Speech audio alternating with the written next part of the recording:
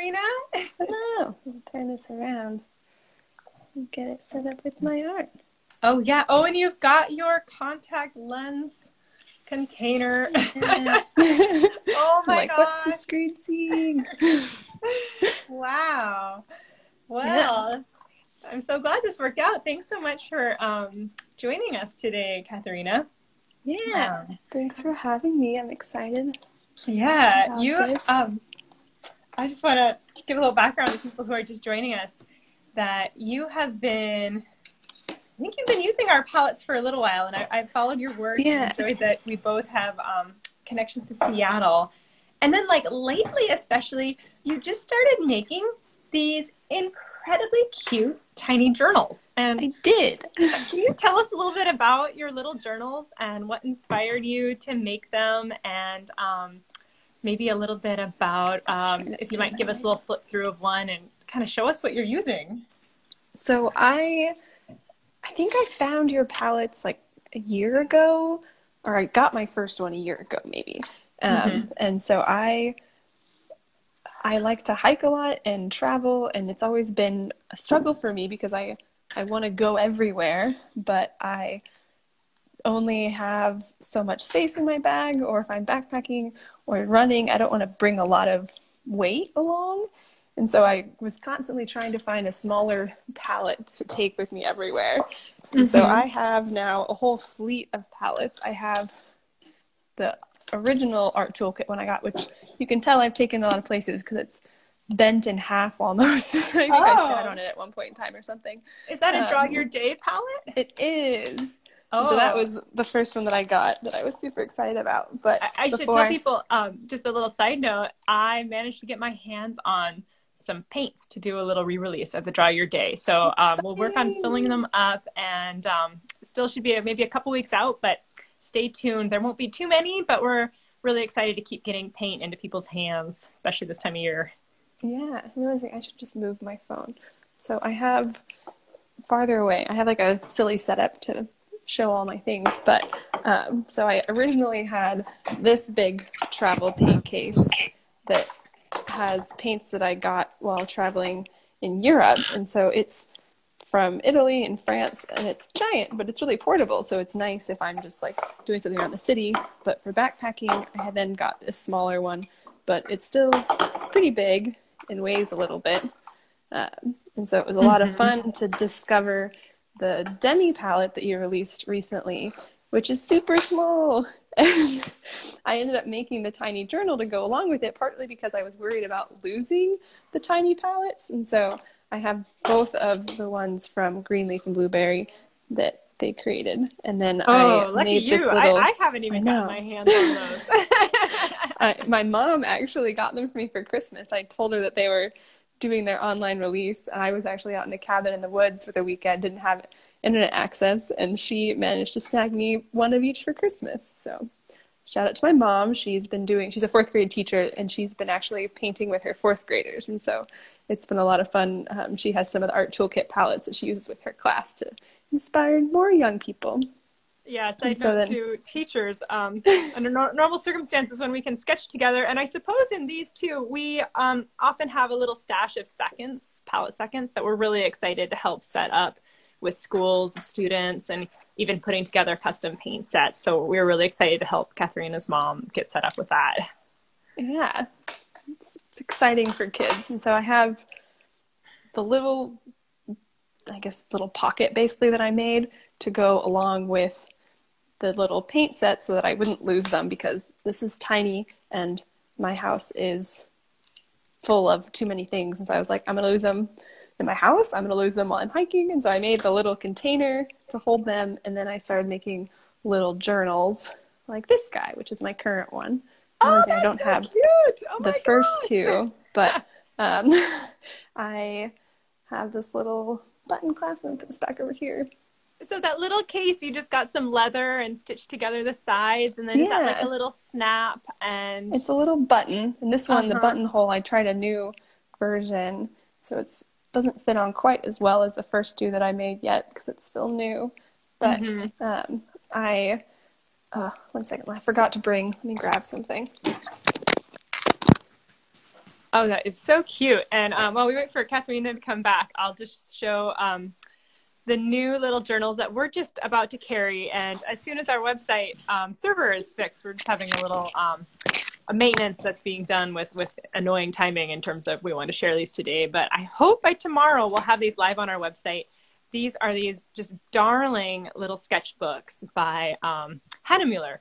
And they're these little zigzags, and they're about 2 inches by 2 inches, about 5 centimeter, I think. And check this out. They basically fit just perfectly with the demi palette. And you can, in fact, put them all into the demi palette bag. And I have to just laugh at myself a little bit because I was so excited to start using my little book that I opened it up and began painting and realized I was actually using it, I think, upside down and backwards. And, and it was just kind of a reminder to me that this little book, I'm not meaning to be too precious. I just want it to be, I wrote my little book of delights, a chance to explore. I started out with a daffodil and a little sketch of the beach, and we'll do some with Katharina today. But I'm just encouraging myself to play in here, and couldn't help but laugh that in my excitement just dove in on the wrong side there. But these are so cute. Oh, yeah. And look, okay, you've got your palettes there and your contact lens container, yes, which I never thought of for a water container. It's brilliant. And I hadn't either, and it was actually funny. I typically have my water in little jars like this that I use while hiking, and I couldn't find one of my jars. I thought it was on my dresser, and instead I noticed I had a contact lens case that was a spare one sitting there, and I was like, you know what? I bet I could just use that. And it's been this brilliant solution that I end up loving. But oh, that's wonderful. I know what you mean about just like sometimes you just want to start drawing. So this was the first little journal that I made. And I actually had made a different version of these journals like a year ago, and I lost it. I think I dropped it while hiking out around my neighborhood, and just it was gone. But sometimes I do actual paintings, and sometimes I just play with color. And so I have some that are like just random paintings of patterns. Oh, I love it. Oh, this little one was just bored and just wanting to test out different colors. So I've been making these little books exclusively with the green leaf and blueberry colors. And so they have a different sort of paint. They're a lot more mineral based than some of the ones I'm used to. So it's been fun seeing just how does the paint move on the page. Yeah, these got a little crazy. What paper are you using on those journals? It's a Canson watercolor paper that is, the whole page is like, I think 12 by 18 inches, and then I cut them down into little strips. So these are actually the little pieces that I cut and then score and fold to make the book. So this is some leftover for making the most recent one that will become part of the next book I make. Oh, that's so inspiring. Yeah. Oh, I love it. And you cut down your brushes too. So you've got some little teeny tiny brushes. Yeah, so I actually have these like, I don't know what you call this type of brush, but they're similar to the ones that you sell in your shop that stack inside of each other. And they wouldn't fit inside the little pouch that I made, but I had this really cheap little brush that's just like from a bulk set that you would have in like an elementary school almost. And I realized it was wood, so I could cut off the end of it and sand it down. And now it's a tiny paintbrush. And it's actually surprisingly good for how basic of quality it is, which reminds me that sometimes you just got to make do with whatever you have, and it doesn't matter if you have the nicest things. Oh, I think that's a wonderful reminder. Yeah. And I'm going to try. I am not. So like the teeny tiny small scale is pretty new to me, but I just wanted to give a sneak peek at the rosemary brushes we do have in stock and coming to our website, hopefully by tomorrow. So we're waiting for a round of the R9 squirrel that I know a lot of people have been really excited about, but we do have some more of the R12 dagger, which is just a neat brush with how you can use it more sideways for a bigger flat. Let me just throw some pigment on it. Whoops, got a little something there from my palette, a little sand or whatnot. So you can use it as more of a broad mark, or you can do these little tips for fine lines. And I also kind of like that you can stamp. So like if you're sketching like buildings and just need like some little lines, and then also just like pressing it down, some fun strokes. So this is to me a really multifunctional brush. And then just a little sneak peek at what else is coming. And I've been playing with a lot. This is called R10 Rosemary number 8. It's a synthetic. And so a lot of the rosemary brushes are pretty soft. And this one is springier, being synthetic. And so I'm going to be trying this a little bit in our tiny sketches today. And then just one final rosemary just to show, which is a fun one. This is their R5 rigger that has this long tip. And since it's a sable, Kolinsky sable, it holds a lot of water and it's a little softer. You're not going to get that like snap, but it reminds me of these Sumi brushes that I've pretty much grown up painting with and I use in my studio practice. And that you can get these really like either a mix. A rigger is good for like long lines of like long continuous lines, or you can really play and get these calligraphic marks. So anyways, that's a little side note on some brushes. I feel like brushes are really important in like knowing what to do with each type of brush. I have a couple that are like the rectangular kind of shape, and I enjoy playing around with them and just making lines. I don't always, I think, utilize that straight point, like you were saying, that you could use them for adding straight lines for buildings and that sort of thing. But I think it's a good reminder. But I love what you said, that like pushing the limits of like what you have, I think is so great, because it's so tempting to think we need everything. So, and I have so many palettes. I struggle with that a lot. I can't have too many palettes. Oh. So what should we get started with? I thought I'd love to try a little small painting. I brought some little treasures from the seashore, and I know you were showing me, and I saw on your feed some of your things from around the house. And here, maybe I'll zoom in a little on my journal to get a little closer here. Mine's just, this is as much as it will be. I need to get a fancy tripod. Do you have like techniques for kind of getting started, or any tips on like approaching the small scale and how you like to get going? This page is wet, so I have to be careful now. And do you like dive in with pencil first, or you just go ahead with paint?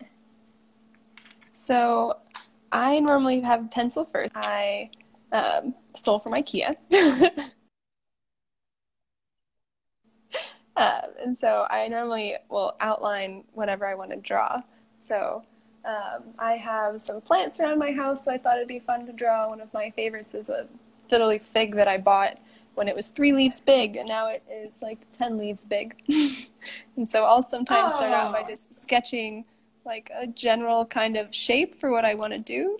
And so I can kind of draw, like, this is a leaf, here's a leaf.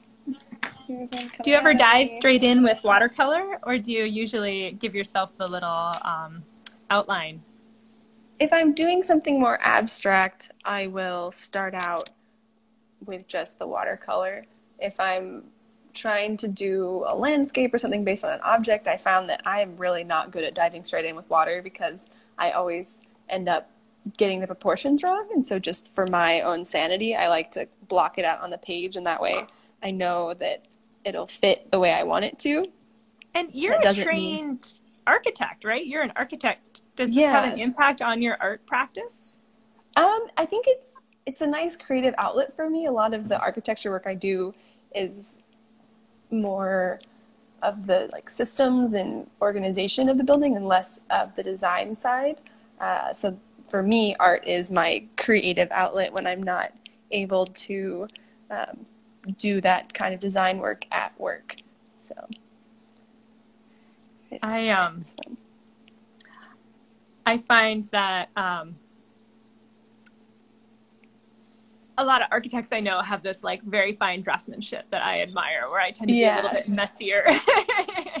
And I think that's the part of me that likes illustrating and drawing the line and having, like, I don't do a lot of like building rendering sketches. I know people that will do that, and like we'll hire people to do really nice like look and feel type drawings of some of our projects. But my side of that is I did like a series of house paintings, like I guess it was like 2 years ago now, and those were really fun way to look at all the houses around my neighborhood and use my love of buildings and my art combined. Depends on the day.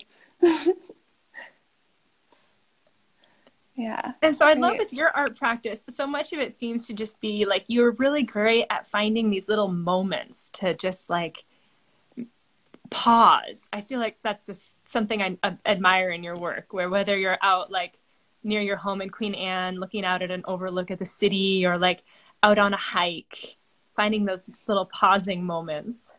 Yeah, I for me, art is a way to get myself to calm down. I'm very busy. I'm always doing something, and it forces me when I'm out hiking to really stop and look at the world around me, or while I'm exploring the city to enjoy the views that I have. And so I make a point sometimes to force myself and do that, just because I know that I do appreciate having that little moment. And it's fun. Sometimes I don't have like the creative urge, like I'll stop to paint something and be like, I have no idea what I want to paint. And I have to just be okay knowing that maybe today I'm not going to paint something that's awesome. But as long as I'm taking that mental break, it's always really nice. Yeah. Oh my gosh. Practice, not perfection, is something I just tell myself over and over, just to go make art. And I'm always surprised sometimes by like when I'll make something. Like right now, I'm like torn between looking at the screen of my phone or looking at the paintings. I feel like this one's doing some weird things, but in the end, I'm always surprised, and I'm like, oh, that actually turned out kind of okay. And it's like, just because I took the chance and the opportunity to do it, it doesn't mean it's going to be perfect, but oftentimes I end up really loving how it turned out. Do you ever add words to your sketches, like more like little journal pages? I did when I was traveling, but I don't normally. Last year, I actually tried to do a like little journal page a day for a year, and I made it like 2 months in before getting sidetracked by other projects, which is another problem that I have. And so I think there's that part of it where I was enjoying the writing and I was trying to work on calligraphy, and I was just like, I'm not good at that. That's not where my heart is. And so I was like, you know what, let's just go back to painting random things instead. So I think I'm trying to be okay with not trying to do everything. I do love the people that are able to create journals that capture, what they did each day, or like nature journals looking at what they saw while they were out hiking. They're really fun pieces of like art and information that I like a lot. I have to give a shout out to my friend Lisa Spangler for reminding me about the color Naples yellow, which I'm using right now on this seashell. Thank you, Lisa. Nice. A little bit of rose. Yeah, I've been doing, I think this move towards the small scale has been really fun to me. In the field, when I'm with my exhibitionary art, I do a mix of like little sketches, and then I love working large too. But there's been something about, as we're all hunkered down, having something I can keep with me. And like you said, like I've been really finding art just to be a way to clear my head and relax, and just doing even the smallest pieces have been bringing me so much pleasure. And I always carry my kits everywhere, but just having something that feels so accessible is really fun, and giving myself permission, I suppose, to not always do the big landscapes, although you'll see, I gravitate towards landscapes, but the little details, I think that's been a fun challenge for me.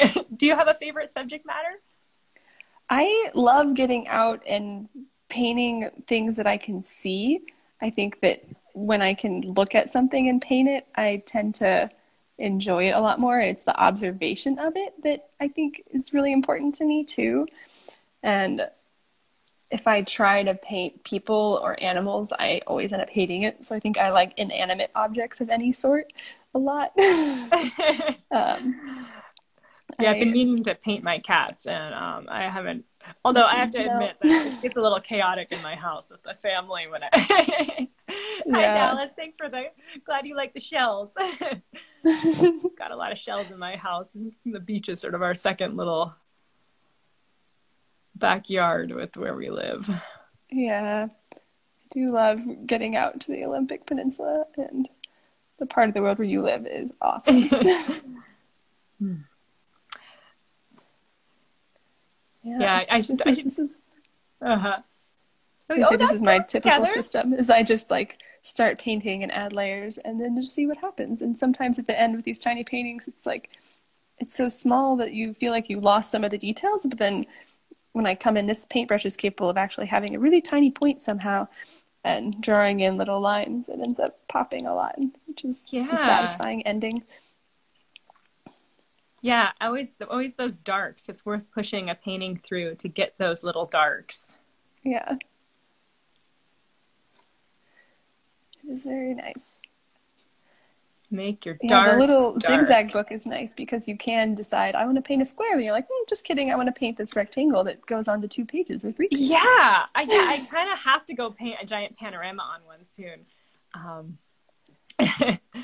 You've got a question from Dallas. She must have just tuned in about if you made your sketchbook. I did make the sketchbook. You'll have to post a little tutorial maybe. I think I have a story highlight that shows the system for it. So basically it's made out of little, I forget what these are called, but there's a bookmaking term for them that blanks? No, what is it? No, I did bookbinding in college. I want to say folio, but that might not be quite right. Something like that. So I end up doing groups of 3 of these signatures. That's I think right. they're called signatures, yeah.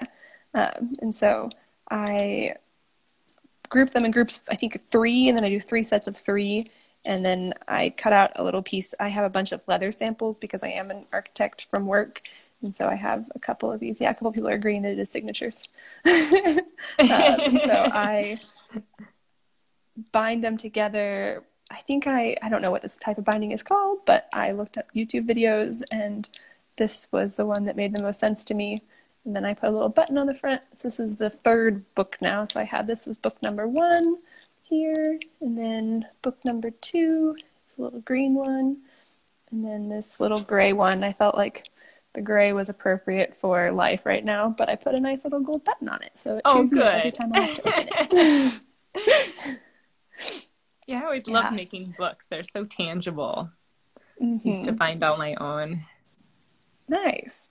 I got into this last year when I was doing the doors. I also went on a trip to Vietnam and Europe, and I decided I wanted to do a sketchbook journal. So that's like the one time that I did try and do like words and paintings alongside each other.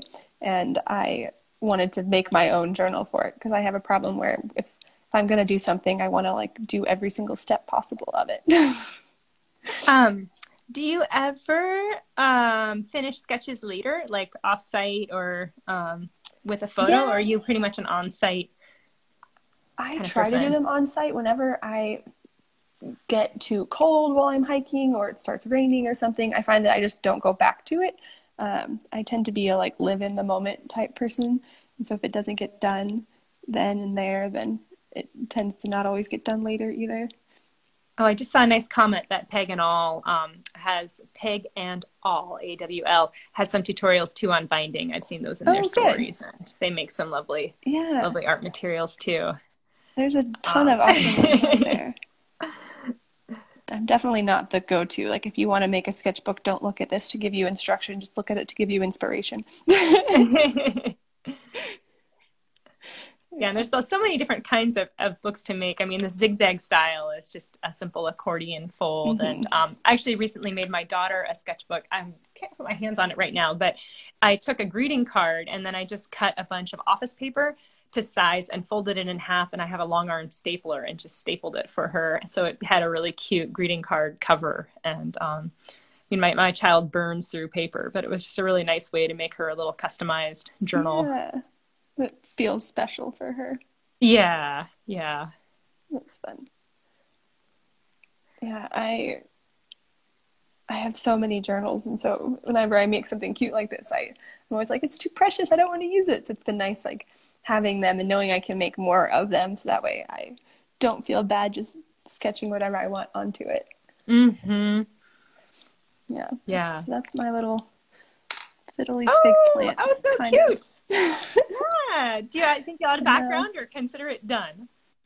I think this one's going to be done. Then I'm going to draw the little basil plant that's sitting next to it on this side. What are some of the ways that help you decide when something's done? When I get bored of it, and then sometimes oh my gosh, I was laughing at this yesterday. Whenever I go and take a photo to post to Instagram, sometimes I will, as I'm taking the photo, even like seeing it on the screen of my camera instead of just seeing it like in real life, I'll notice different things and like add more onto it. So every now and then I'll like take a photo and be posting it on Instagram, and then I'll go back and add a couple more lines here or there or something.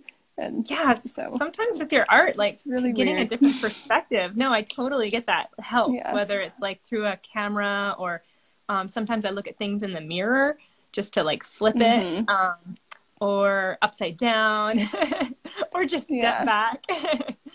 I see a question about any favorite colors. I'll let you answer that first if you've got any favorite colors. So my favorite color in real life is teal. So I love this like one random block on here that's teal. I don't know if the color's coming through on this phone very well, but this is like a really fun teal color from the green leaf and blueberry. And I don't always know how to paint with it, but I love teal. For painting, I tend to gravitate towards blues and like grays and yellows. So like ultramarine and Payne's gray are two that I really like. And then yellow ochre and those sorts of colors. I always run out of blue so fast because I feel like partially because of all of my hiking and painting the sky all the time, but then also because whenever I'm doing doodle abstracts like this little random one that I painted earlier, I just tend to use blue a lot. Oh, I love the doodle abstracts description. Sometimes I just remind myself or suggest to my students just to play with colors mixing on your page, not even worrying about composition, because it can be really freeing just to experiment. And yeah, my favorite colors kind of change. Well, I've got a few. I'd say that I'm kind of with you on blues, and maybe it's growing up in Seattle some, but Daniel Smith has a cobalt teal blue that I'm really fond of. So it's this nice, really bright teal. I also tend to really gravitate towards granulating colors. So like a lunar earth, and the green leaf blueberry colors really granulate well as well. And like lunar earth mixed with ultramarine or French ultramarine will give you some beautiful granulation and kind of mix these rich grays. And then for my polar paintings, I tend to, I mix my own darks and use my favorite earth red, which is in my expeditionary art palette, this deep scarlet. So like deep scarlet and Indian throne blue and a little yellow ochre. Sometimes with cerulean blue, I mix these kind of cool grays that I'll just mix giant batches of to put on with a really big paintbrush. And so anyways, I in college I had this I became hooked after spending time on the Juneau ice fields in Alaska with like painting whiteouts and that feeling of just being in the middle of a cloud. And I guess I still have that passion. Granulation, I just see a question about granulation is when pigments will settle some. Here, I've got an example of a little sketch on your page. This is just a little mess around I was doing. And this is a little more exaggerated than my taste for some skies maybe, but you can get a lot of texture because of the properties of the paint themselves. They tend to just have like more pigment versus more transparency. And that's just something fun to explore. And I know at least Daniel Smith, they list like the properties of their paints, which ones granulate more versus more transparent or semi-transparent, opaque. I think that's been interesting. And yeah, the cobalt teal blue I mentioned is a Daniel Smith pigment. I'm just most familiar with them. I grew up using them since about 1996, and they're local to both of us. Yeah, I always know like what the paint looks like in my palette, but I'm terrible at remembering what it's actually called. So I tend to just be like, this one's my favorite. And I should learn the names of these, but it's hard when like I tend to I like buying paints while I'm traveling. And so I don't always know what they are. I just buy ones from paint shops that in the moment I really like. And so it's like, oh wait, what was that paint color? Which is hard when you run out of it and you don't have it anymore. Oh. Yeah.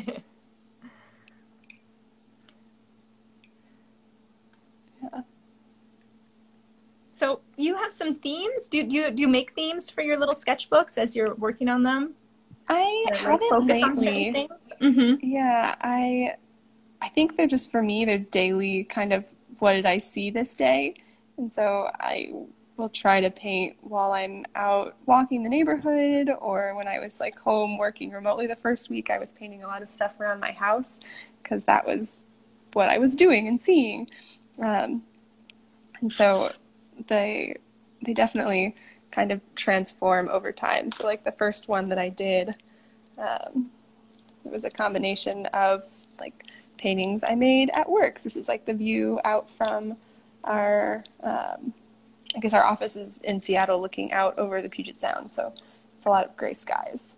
And then we have a view of Mount Rainier. This was a really weird day at lunch when there was like, you could see the mountain, but it looked like sunset just because it was so gray in the winter. And then sometimes just abstracts when I just like need to paint.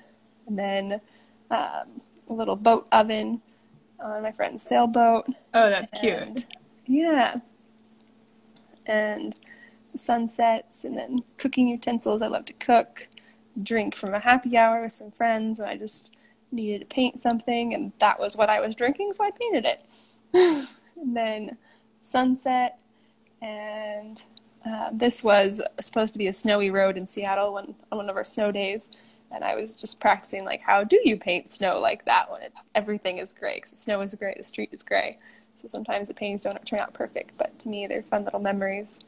And so it's nice to be able to try painting things small. So like this was painting the view out towards downtown, and it's hard to get details into buildings when you're painting something this small and that quickly, and my hands are in mittens.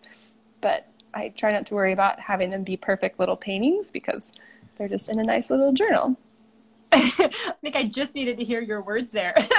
Yeah. I really admire that about your work, that you are really allowing them just to be so immediate and, oh, this view and the next view, and a mix of your memories and experiments. Mm-hmm. And you don't seem to get caught up feeling too precious. Is that because of the scale, or is that something you practice on your larger scale as well? I think it's mostly this scale is really good for that. I saw somebody had a comment about learning how to draw while learning how to do watercolor, and I found that having the tiny scale is sometimes nice to do that because if I'm working on a subject matter like painting a glass, I haven't drawn a glass like that since high school art class still lifes, and so it's nice to just try it out and see what looks good and what doesn't, and then you can flip over the page and try doing it again if you don't like how that one turned out. And so then like learning how to use watercolor, doing abstract pages like this where I was just trying to see how do these colors move. So like they are more granular like you're saying, so you get some nice textures in there. And I was just painting little blocks and seeing where the colors dried out and didn't bleed into each other versus where they like really do bleed into each other nicely, like here. So there's a lot of that happening. And Instagram is a weird medium because I feel like people want to share everything. So there's definitely paintings in here that I haven't shared. Maybe I should have shared them, like these, like they weren't anything particularly special, but to me it was just having the time to meditate and paint and see what happens when different colors dry out. Like these ended up getting really interesting texture. Don't really know what happened there, but I love it. It's a nice little moment. Yeah. And so then some of them I do try to get really detailed on. Like this one, I was listening into a meeting, and this is the view out of our conference room, but I didn't really have to talk, and it was with my small team, and so I didn't feel bad just painting in there. And so I was able to make this tiny little sail or ferry boat that is a beautiful little painting, I thought, even though it's really, really small. So sometimes things can get more detailed as you get to know subject matter. And I've painted the same scene or sketched it so many different times because it's the view from my office, it's the view from Queen Anne where I live, and so I feel like that one is something that is easier to do. But yeah, so this is I went to Denver to visit my sister and her husband, so I had the airplane from that, and then some views from our hikes. And so you get little things mixed in that do also have memories of going places. Another happy hour, I painted a beer and a pretzel. So that glass I feel like was a lot more successful than the other one. I know. I'm like, Rubens is closed. Did you use a little white gouache on that, on your glass there? I did. And so that's something that I haven't used very much yet, and I'm trying to use more. And I used a little bit on some of these pretzel salts too. I often carry my bigger palettes here. I've been playing with it during our demo with my two kind of larger pocket warm colors and cool colors, and have a white gouache for working my way. If I need to like pull out any white highlights like you've done there, it's super handy. Yeah, it's nice. When I was learning how to do watercolor back in high school, my teacher told me that I should only use the paper for the white. And so I feel like that stuck with me for a really long time. And I'm just now starting to be like, maybe I don't have to do that. And it's nice. I'm just seeing a couple more questions just about paper weight. And I'll just mention I'm using the Hanamiel Zigzag book, which is a new little, new to us at least, book that we'll have on our website shortly. And I think this is probably about 140-pound watercolor, maybe a smidge lighter, but it's not bleeding through on the other side. I'll be planning to paint on the other side. And then you're using a Canson paper, is that right, Katharina? Yes, I use Canson. I think it's like a 90-pound. I could go grab it and double check if somebody really wants to know, but it's just Canson paper that I can get at any art craft store here. And I think it's sort of just like their heavyweight watercolor paper. Yeah, I like Canson's a little bit, the Canson I've used is, at least the Montvol paper, a little less, what's the word I'm looking for? Textured. And so it works well with ink too. Do you ever use ink with your sketches or do more watercolor? I usually, so my normal travel kit when I'm backpacking and not using the tiny one, I use micron pens a lot. And I like that I can get fine details in there with these. I normally have a 3, a 5, a 1, something like that, where I can get thicker lines and thinner lines. And that will add in kind of the dark black tone to set up the outline for the painting. Yeah, I've used Pigma microns, and in our standard kits we stock, I'm just looking for one here, the Sharpie pen, which I found is a little bit of a thicker tip, but I found to be really durable, and works really well. Are those water safe too? Yeah, they're water safe and they're archival. So I'm a big fan of these. A couple others that I've tried that I'll just show people. I'm kind of a pen junkie. This is the Copic Multiliner, which is cool because you can actually replace the ink cartridge here, and then the tips can be replaced too, and you can buy them in different widths. So they're a little bit more expensive, but are replaceable. And I've been testing out lately. I was just curious how they felt.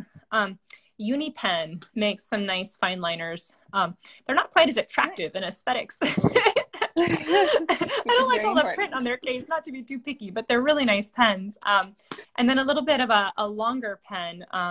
This is a carbon ink platinum that carbon ink that I've been really enjoying when I work in with my ink sketchbooks too. So that's a little peek of some of the pens been exploring. Oh, and look, that's coming together. Tiny little basil. Yeah, life as an architect means a lot of pens at work too for me. And so it is funny seeing how everybody ends up having their go-to type of pen that they use. And I use the Sharpie pens a lot at the office, but I've never thought about using them for painting because I didn't realize they were water safe. That's hard for me is I normally, when I'm doing like paintings out while hiking, I normally like kind of do a quick line drawing in pencil and then go over it in the micron and then paint it. And so it's different than this where I'm kind of doing the painting with just the paint instead of drawing it out first. Oh, I'm seeing a comment that UniPen has a dark gray. I will have to try that. That sounds gorgeous. Nice. Yeah, a little side note, I have some other architect friends who I've had some art shows at their office, the Johnston Architects. And Ray has introduced me to some fun materials. Actually, he was the first one who introduced me to the Sharpie pen and then a really cute pencil, which I'd love to get my hands on again sometime. So when he gave this to me, it was a long pencil, this little Itoya, and boy, I just love the color. Yeah. It's always sad with pencils that they do like slowly run down as you sharpen them. But they get so personal. Yeah. All right.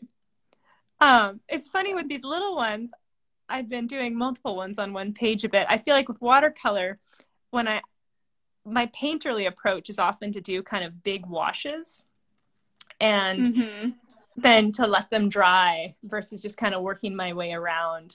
And or like with these shells, I had these multiple little pieces to go dance around on.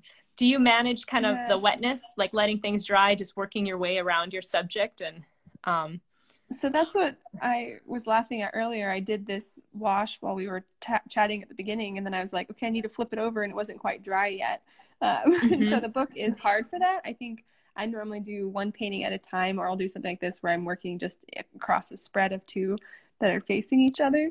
If I ever am trying to do another page that's on the back, I'll have to wait for it to dry, or I'll kind of like hold this one up and then start on this page instead of the one that's directly behind it. Whenever I'm painting in the actual page, if I have to wait for the painting itself to dry, I normally just tell myself this is part of the process and I must sit and stare at the world and everything's going to be fine. But there's moments when I'm like, that why one are more you drying yet? Just sit and stare at the world and everything's going to be fine. Yeah. Yeah. Painting really is a nice meditation at times for that. Yeah. Oh, I love that. All right. Yeah. Got my flicker feather. Ooh. Yeah, it's a fun feather. Just a little bit of color. Patience. That's always one of my challenges with watercolor is just getting impatient. And that's one reason I often sketch with pen is it kind of gives me the framework to like color within, you know, kind of make my own little coloring book. Yeah, exactly. And so practicing just more direct little tiny watercolor sketches is something I think is really fun. Yeah. But I still kind of, I still sort of remind myself about my more painterly approach is always kind of big shapes to little shapes and background to foreground. Yeah. I guess I tend to just like hop straight into details sometimes. Like that's why I like kind of started with the leaves and then went out from there. But I think it's like I have to set up a framework of some sort. Yeah, that's probably good. Well, I like how these little journals just kind of turn into a diary of sorts too. Exactly. That you get to have them and flip through and have those memories in a really sweet format. And they don't take up much space. No, well, that's the thing now that I'm finishing. I'm like, well, what do I do with you? Where do I put you? Like, do I just leave you sitting out in my house? Do I need to find a new, like, little mini bookshelf to store all of them on? Yeah, I think you need, like, your curio cabinet. Yeah, that would be cute. Just the paintings. Yeah. It's fun. Yeah, sometimes they don't get super detailed. It's just about making an idea. Yeah. Like, what else do I have here that could be fun to paint? All right. I think I'll finish up this one. Anybody have any questions? I think we'll spend a few more minutes, but I'm happy to answer any questions. And it's so much fun to paint with you. These lives, I've really enjoyed getting to connect and have a conversation. And every now and then I see people's questions coming through and I'm like, oh yeah, people are listening to us. Thank you so much, everyone, for joining us. All right, I had a few more shadows. I find shadows can really help ground things. And that idea, maybe we mentioned this a little earlier too, of like, it's worth pushing things through to completion just to, you know, and it seems like your sketchbook, that's something you give yourself permission to, is to really fill the pages. And it's okay if your pages are even just you playing with color, like that's okay. And that can be a completed page of your journal and a little memory and record. And I'm just seeing a couple of questions about you practice every day, and how often do we both actually paint? You want to go ahead with those first? Yeah. So I go back and forth. I've done the different like draw every day challenges, and there's times when I love having those, but then sometimes painting becomes like a chore that I have to do, and that takes the fun out of it for me. So I tend to paint when I have the time and I have the headspace. I do like having this little travel case which I'm now painting my travel case on here. It's like Inception. I love having the ability to take my paints with me everywhere, and that way if I end up having time before a happy hour, if I end up having time at lunch, if I end up, having time during a meeting, that I can paint. But I also don't force myself to do it, because I don't find I'm as creative if it's something that I'm like just forcing myself to do. But I also sometimes will just try and make a simple wash before going to bed or something, so that I still get some painting in if it's just like I haven't done it in a while and I just need to jumpstart myself back into painting more. Mm-hmm. It's like anything. If you don't do it too much, then you lose touch with it. Yeah, it's like a muscle to flex. Yeah, I'd say I sketch just about every day. So I think I've shown this in some of my other videos, and I love both toolkit sizes, but the Pocket Art Toolkit is really the one for me that like lives, like I don't go anywhere without it. And I should show you all, maybe at the end of this, or if I can jump on for a little second live, I will show you all the stuff that I truly jam into my Pocket Art Toolkit. Every time I get something new and fun, I'm like, oh, I want to carry that. So now it has a zigzag book on top of several palettes and like, 5 brushes.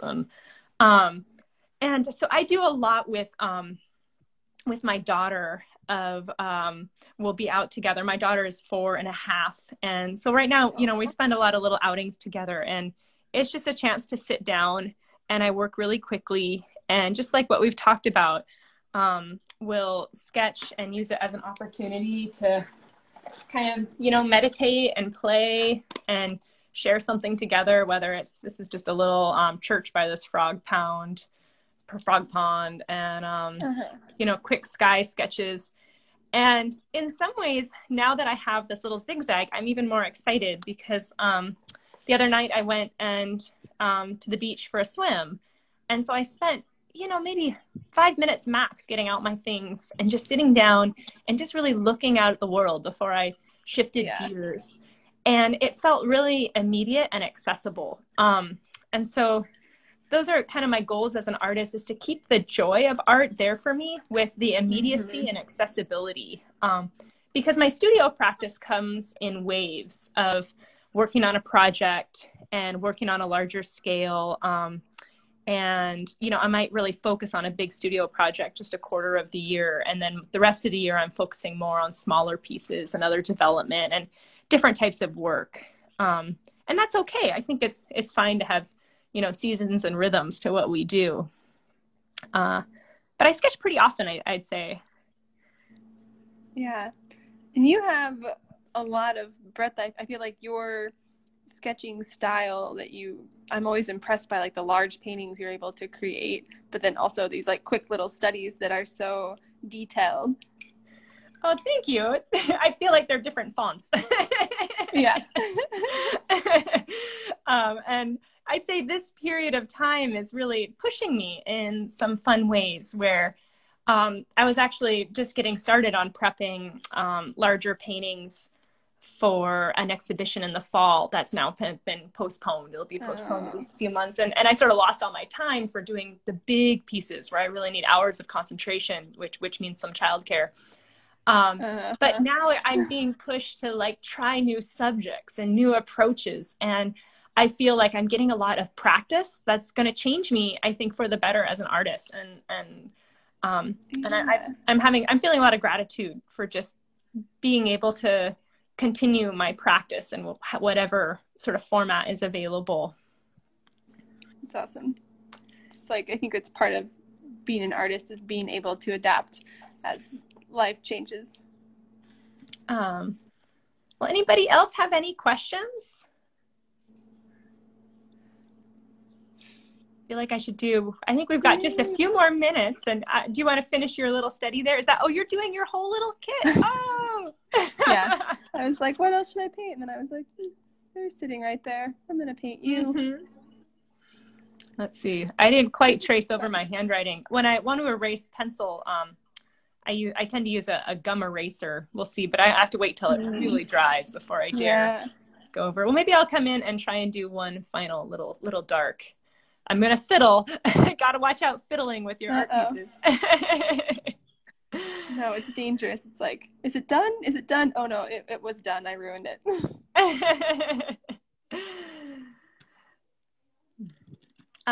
So everybody, this will be available in my feed stories for 24 hours. And then I'll try and make a recording of it if and can post it to YouTube just if anybody wants to catch it later. And I am planning to do demos on Art Toolkit every Friday. So stay tuned.